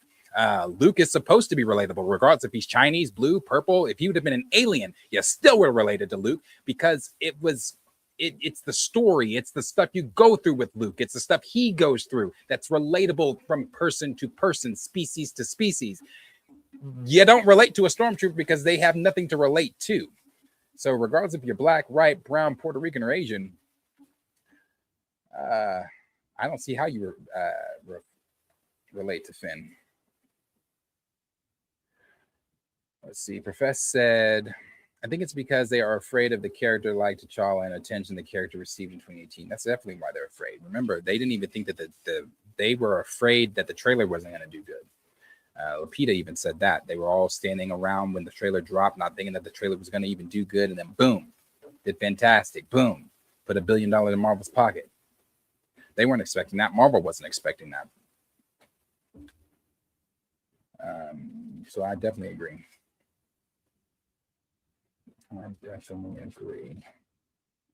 Let's see. Quan said, "Exactly, no disrespect, but it's bigger than Chadwick. T'Challa as a character is narratively needed because of what he serves. Chadwick said it himself. If the Black Panther could have been made before him." Yep. It's bigger than Chad. It's bigger than Chad.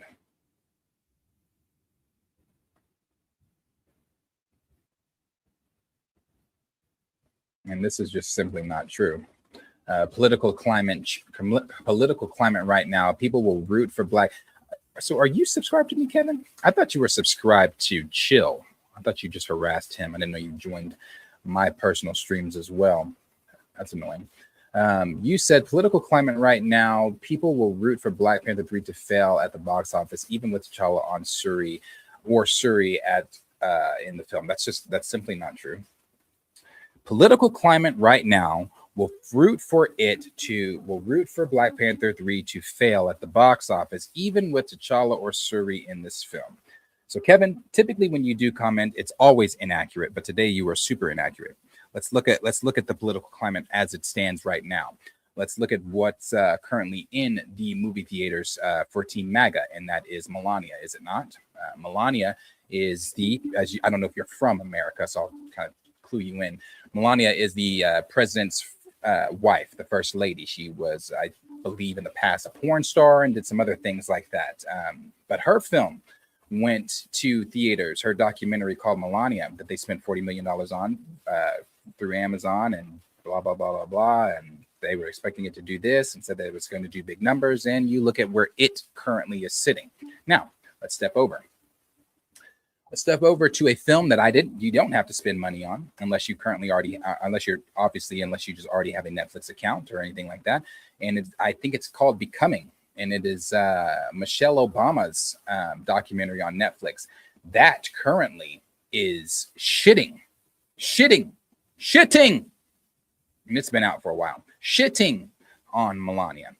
And that is a black woman leading that documentary over a white-led documentary over the president's wife, who, if we're going off of your words there, the political climate should have pointed more toward Melania than Michelle. So I don't think the political climate has anything to do with that. You have racist bigots that are outnumbered by those of us that don't look at the world the way that they look at it. So I think that statement is, like the rest of your statements, incorrect. Let's see. Raptor Cloak said, and yet Marvel wasted our time with Wonder Man instead of a black character we want. Don't say that too loud, Raptor Cloak. Don't say that too loud. There are some Wonder Man lovers in this very chat that are going to attack you for attacking Wonder Man. But I do agree. So they're replacing Jack Sparrow with his son. Let's see how they like that. Yeah. That's not going to go over well either. Nova Dragon said, that's why we don't have Blade. They don't want a big black Marvel character taking over Marvel. Remember, it was said they didn't even want to do Black Panther and didn't think it would do well. Yep.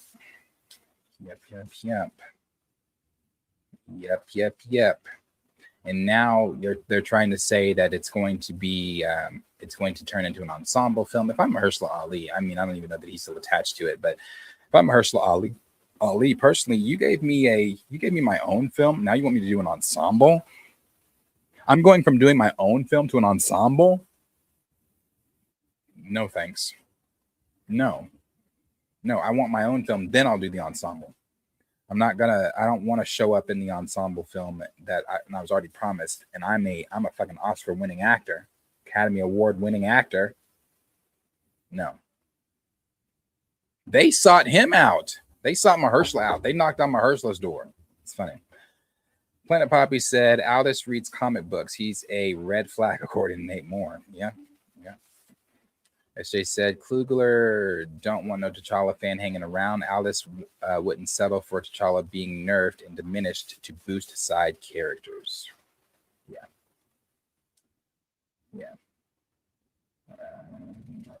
She also said Damson could do a good job if he's playing comic actor T'Challa with super genius and edge.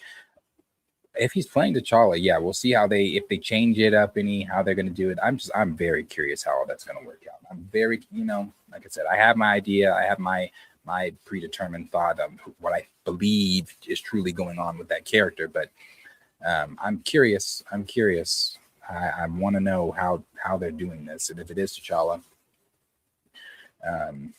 great. Really no need to go into a deep explanation on how you're doing it, but because there's many ways we've already said that you could do it. So yeah, we'll see. See, Collector's Reign said BP1 came out during the first Trump administration. That's actually true, didn't it? That is true. 2016 or 2018. That is true, isn't it? Like I said, Kevin doesn't typically know what he's talking about anyway.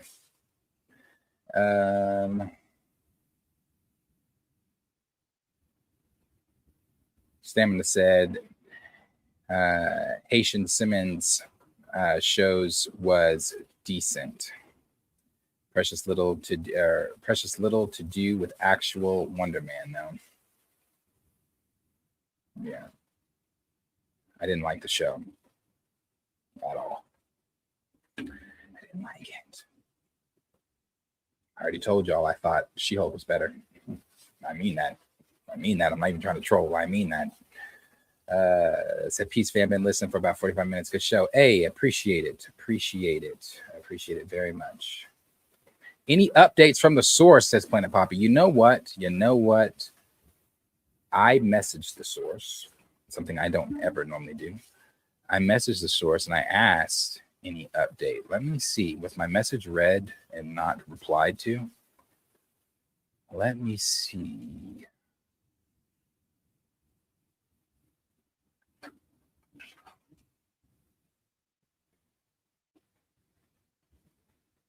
My message has not been read. So we'll see. We'll see what they say. Maybe they've heard something and they're waiting to tell me something more once they get closer to if Black Panther 3 really is filming this summer in July, and with Damson being in London filming at the same time, according to Geeky Cast and all those other things, maybe they're waiting to that time for things to more things to be revealed before they tell me anything that I can possibly share. But we'll see. I did message them. When did I message them? That was on the 5th. So 5 days ago, I messaged them on the 5th and asked any news to share. So we'll see, but nothing as of yet. Nova said, wasn't Chadwick bumping heads with Marvel about Black Panther 2 in the direction? Apparently about that, and I think about money. I think about money as well. But at the same time, Tom Holland, and Brie Larson were supposed to be the next big three, like Thor, Cap, and Iron Man were for the multiverse saga. Let's see.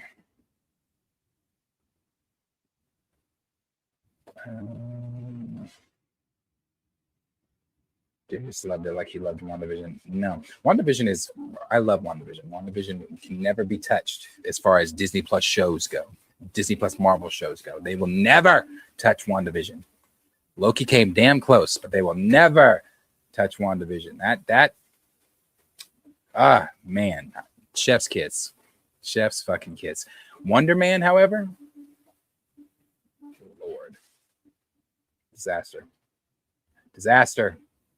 All right, let's look at this too. Let's look at this. This is on the list too today. Let's check this out.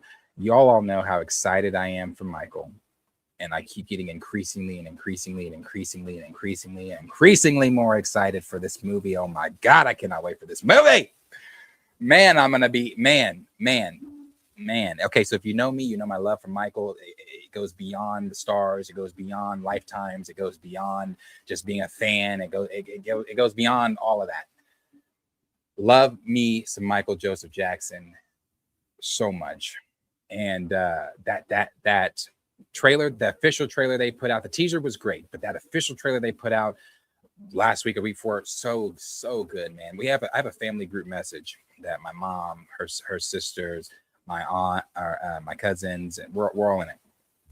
And I remember, so I asked them in the message, like, okay, who's I shared it. We all talked about it, talking about shirts, talking about coordinating, talking about going to see it, all that kind of stuff. This is an event. This is a family event for us that we have made an event when we go see this movie. I cannot wait for this, man.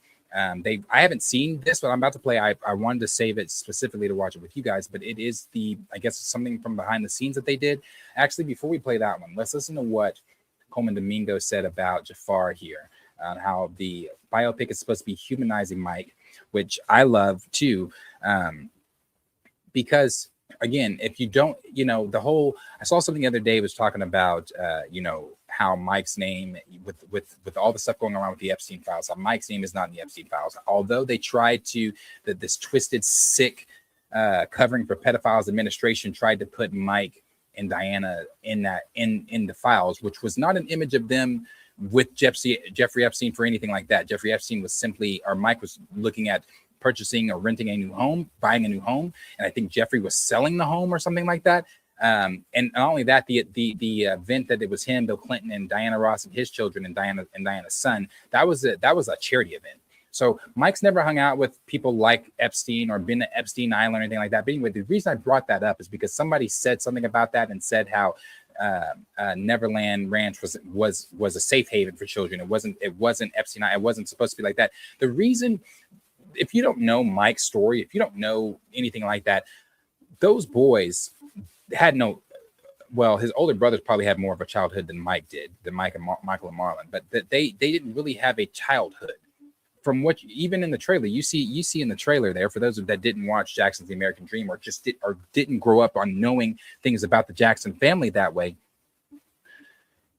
sun up, sun down, they were rehearsing.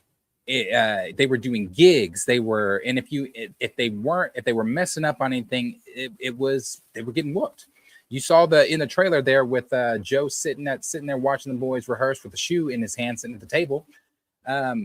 They didn't have childhood, so that them not having childhoods, that transferred over to Mike's adulthood. The things that he did not get to experience in his childhood, he then tried to to experience in his adulthood. That was even, yes, turning my entire fucking backyard into an amusement park because it's not something I got to do as a child. Climbing trees, that's not something I got to do as a child. Something as simple as climbing a tree, that's not something Mike got to do, you know.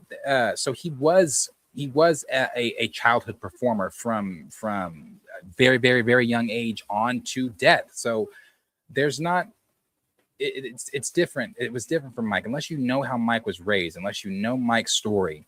And I like the part they're going to be humanizing him so people can see exactly who Mike was. So yeah, I like what Coleman says in this as well.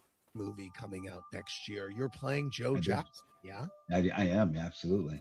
Wow. And is that shot? We shot it already. We shot it. Yeah, we shot it. I think it took like 96 days. It's epic. It's Really?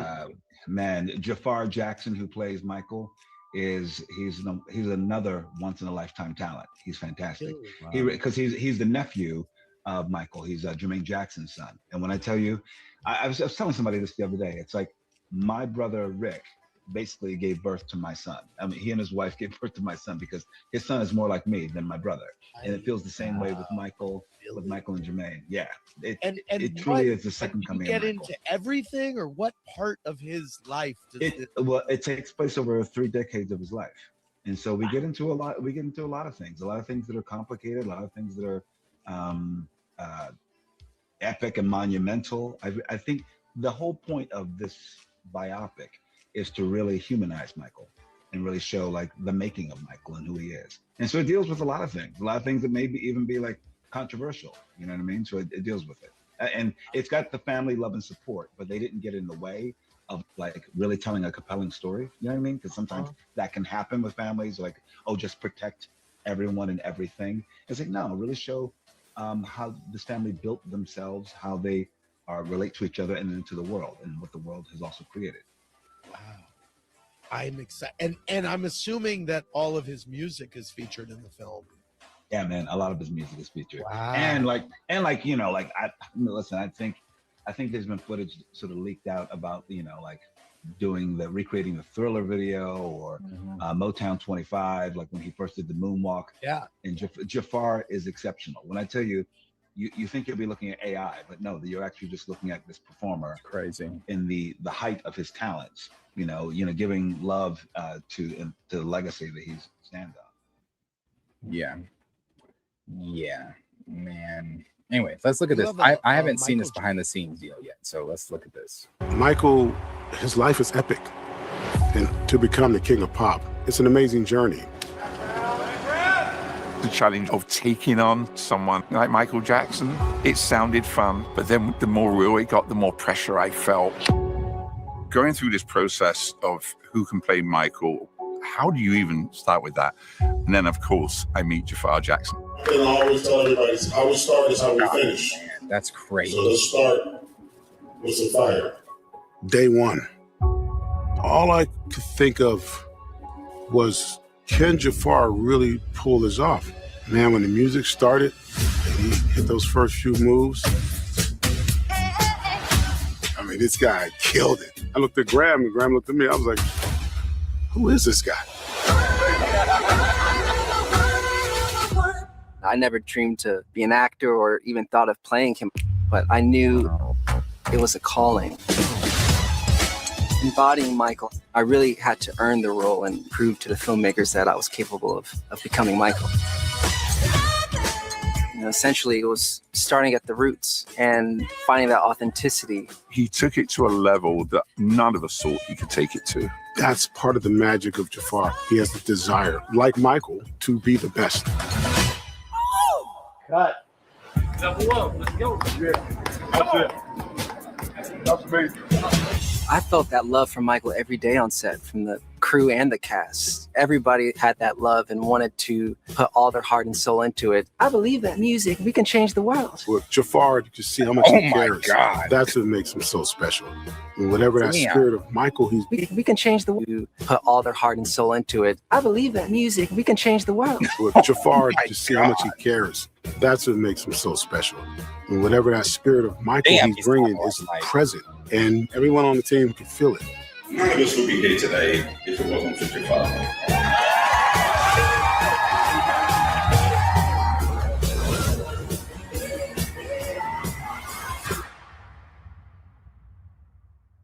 $2 billion. I stand by it. I stand by it.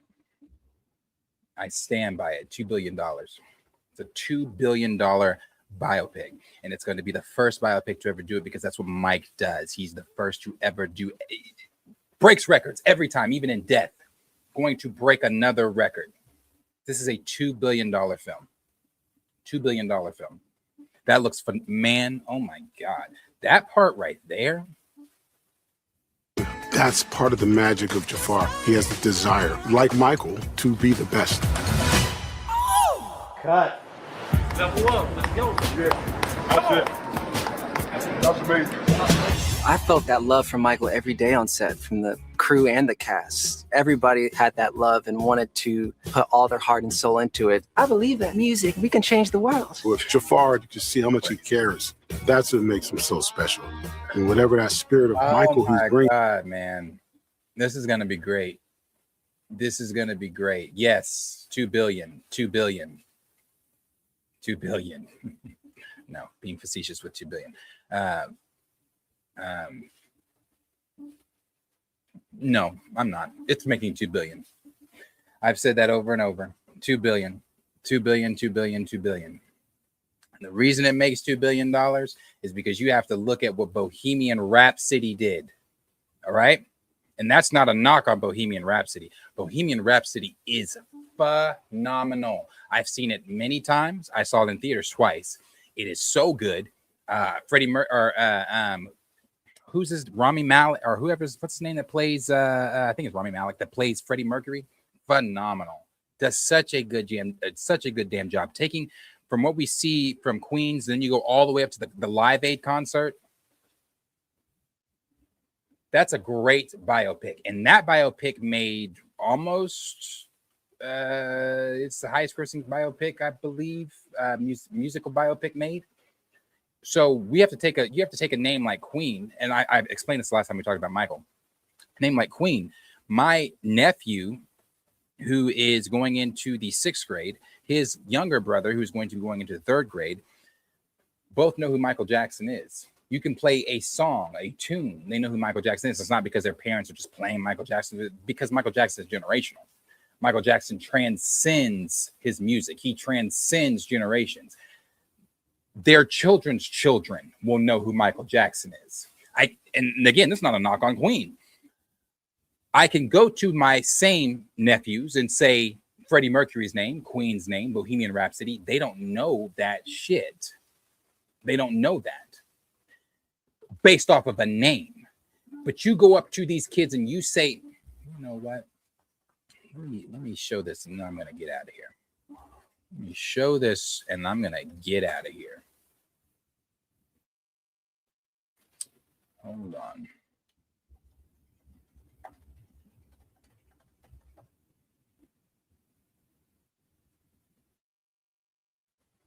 Let's go here.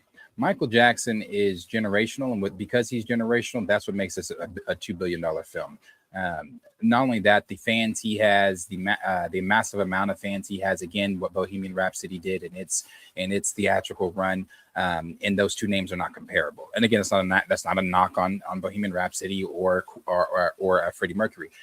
Freddie Mercury cannot hold a fucking candle to a Michael Jackson. It's not debatable. It's not something you need to ponder about. It's not something where you say, it's none of that. A Freddie Mercury's name cannot hold a fucking candle to a Michael Jackson. So therefore, if that biopic did what it did, what the fuck do you think a Michael Jackson biopic is going to do?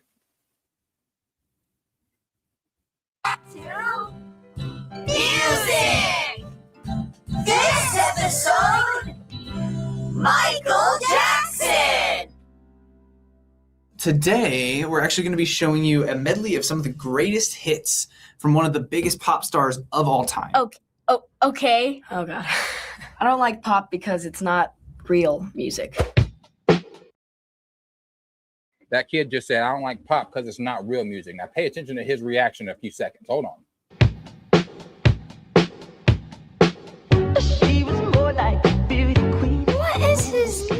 Michael Jackson? Yes! Michael Jackson! Michael Jackson! Yes! I should have known it's Michael Jackson. Yeah, he is definitely one of the greatest people there is. People always told me, be careful what you do. Don't go around for your fingers. I love Michael Jackson. Jesus. Ooh, the dance moves are so great. I miss Michael Jackson. Beat it. This is good.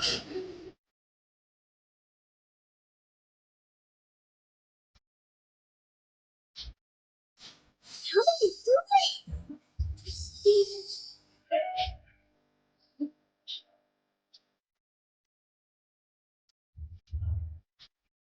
What are you talking about? Yes. This is great. People need to make music like this now. More. So let me hold you tight and share. This is one of his most popular ones. I really like this song. Thriller. I used to be very scared of this. We did this song for my Halloween festival at school. Girl, I can feel you more than any gold could ever dare try. Yeah, love it. So let me hold you tight and share up together better. This is another one that I really. Don't get me wrong. Again, I like Freddie Mercury. I think Queen is phenomenal. What are we talking about? What are we talking about? I think, like, what? No. Only thing that I will give Mercury over Mike is Mercury seemed to be more of a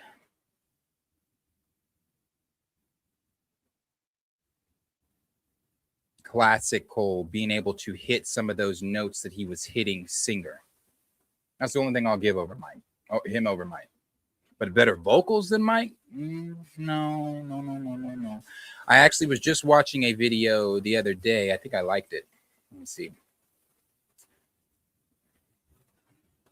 A video the other day of Mike Younger. Forget what show he was on. They were on some show, some talk show, and he sang live. Yeah, no, I don't agree with that either. Where's that damn video? I don't know where it is, but I don't agree with that either. I think Michael is a once in a lifetime. There'll never be another. Nobody comes close. Nobody comes close, and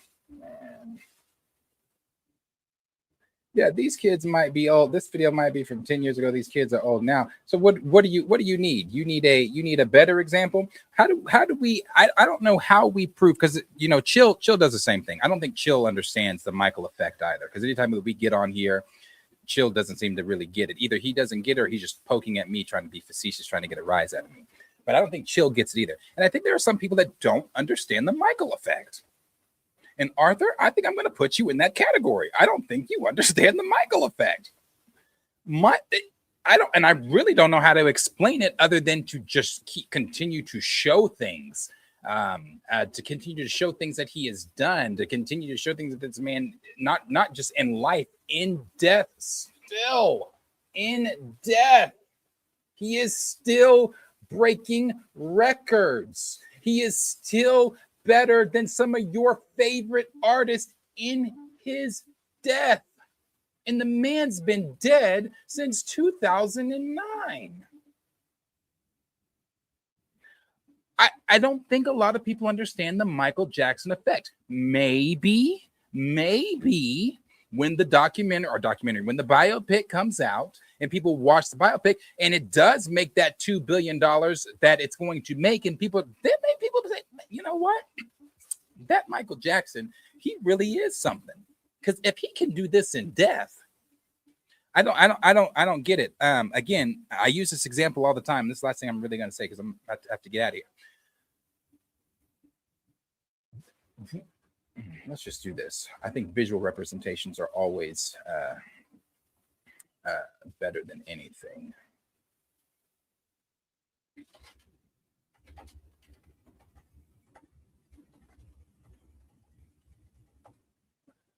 Let's see.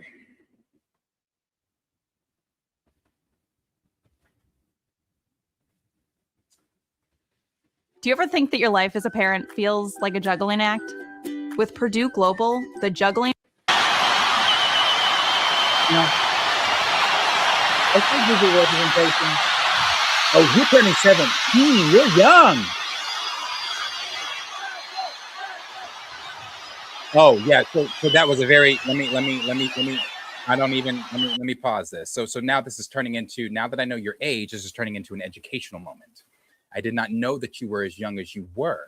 Okay, so now this is turning into an educational moment, especially with the statement that you just made, saying that The Weeknd is better than Michael Jackson.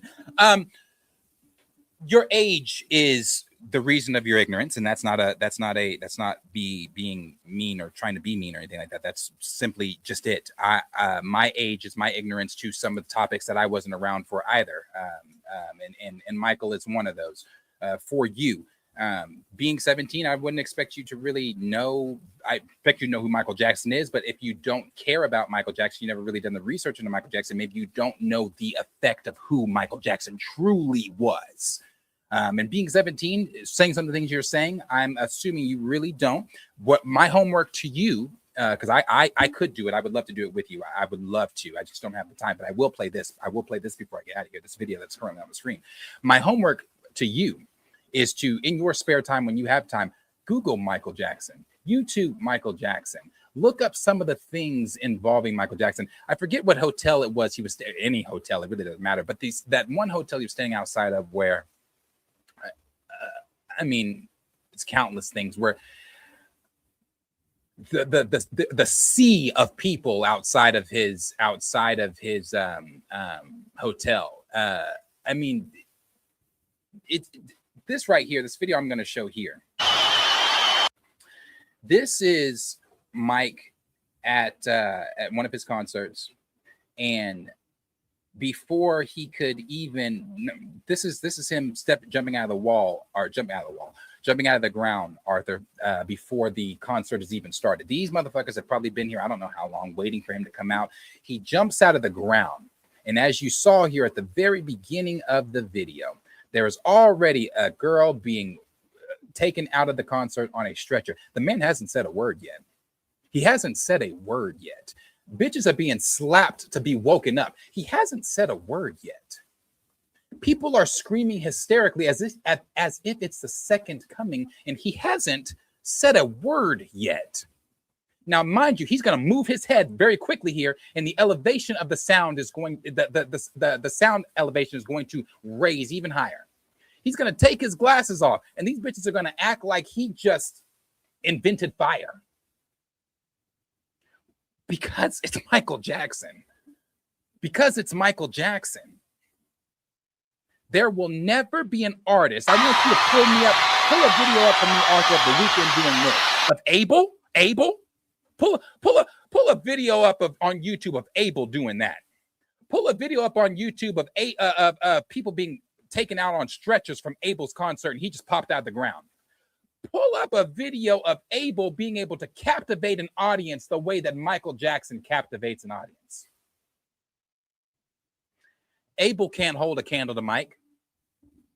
He can't. I like The Weeknd just as much as the next person. But where do you think The Weeknd got his sound from? The way he sounds. Where do you think he got that from? Some of the inflections in his voice when he sings, where do you think he got that from? None of those, there's not an artist that you are going to be able to name that is not going to say that they have. And the thing about Mike is, Mike, again, transcended even genres. He was able to go and get some of the hardest metal rock guys and do a song with them, to then go over there and get some pop person, then go get an R&B person, then go here and get a country person. Mike was able to do it with them all. Mike was the very first artist on MTV, black artist on MTV, that broke the color barrier for other black artists to even, like Abel, to even be on MTV. I mean, we could go on and on. I just don't have the time. We could go on and on, but that is my homework to you, Arthur. You are 17. Go check out Mike. Go check out who this man was. Go check it out. I wanted the word cuppa, as in cup of tea. I thought it would be great to mix with hug. When I saw the domain was available, I was like, I'm taking it. Welcome back to our channel. It's no secret that Michael Jackson's concerts were legendary, leaving fans in awe. But have you ever wondered why some fans were so overwhelmed that they fainted during these electrifying performances? In today's video, we're delving into the captivating phenomenon of why people faint at Michael Jackson concerts. From the pulsating beats to the mesmerizing dance moves, we'll uncover the science and psychology behind this exhilarating experience. Get ready to unravel the secrets behind the spellbinding performances that have left audiences breathless for generations. Don't forget to hit that like button and subscribe for more intriguing insights. Let's dive in. Michael Jackson was more than just a singer. He was a pop culture icon, a legend. His concerts were nothing short of spectacular, with a blend of heart-pounding music, mesmerizing dance moves, and a magnetic stage presence that left audiences in awe. This magnetic aura, combined with the anticipation and emotion of seeing their idol in person, played a significant role in fans' reactions. The energy in the air was palpable, like a current running through the crowd. The phenomenon of fans fainting at Michael Jackson concerts can be attributed to a combination of factors. The concerts where there is footage of people fainting are mostly standing concerts. This means that all the concert tickets were the same price, and to get to the front row, you had to be at the top of the queue. Fans would often sleep on the street overnight outside the venue in order to be at the top of the queue. When you sleep out in a queue, you really don't get much sleep, and it can be very uncomfortable as you're sitting or lying on the ground. Who has the video? I was trying to find that here because that one's a lot shorter, and it helps me with the very short time that I'm on. The video explaining, it's like a 2-minute video explaining why they allowed Michael Jackson to do They Don't Really Care About Us.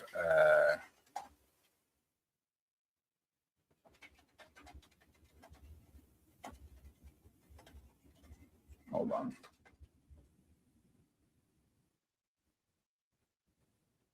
Let me see.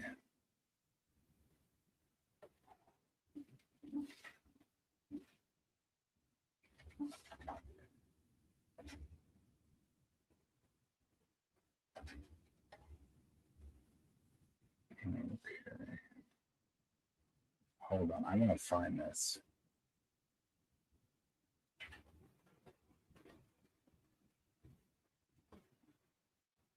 It's in this. Hold on. It's in this, but it's.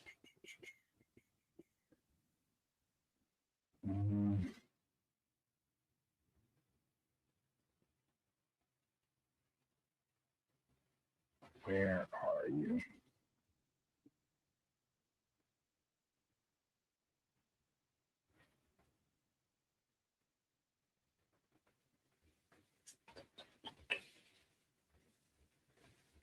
Man, I know it. There it is. About to say, I know I shared it.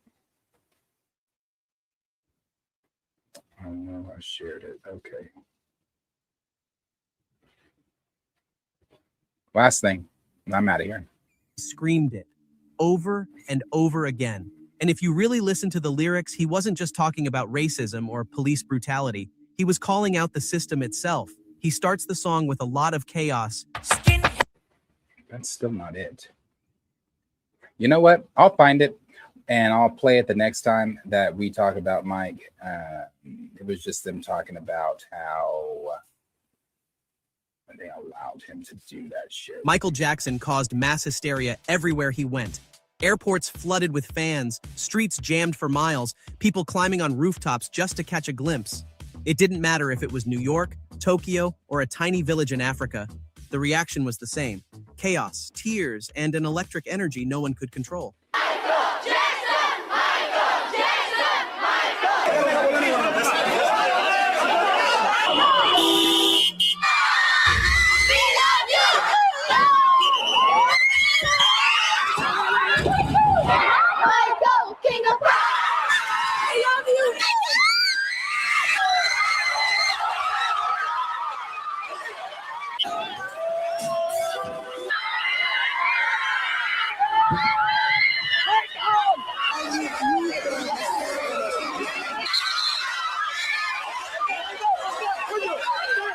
my God.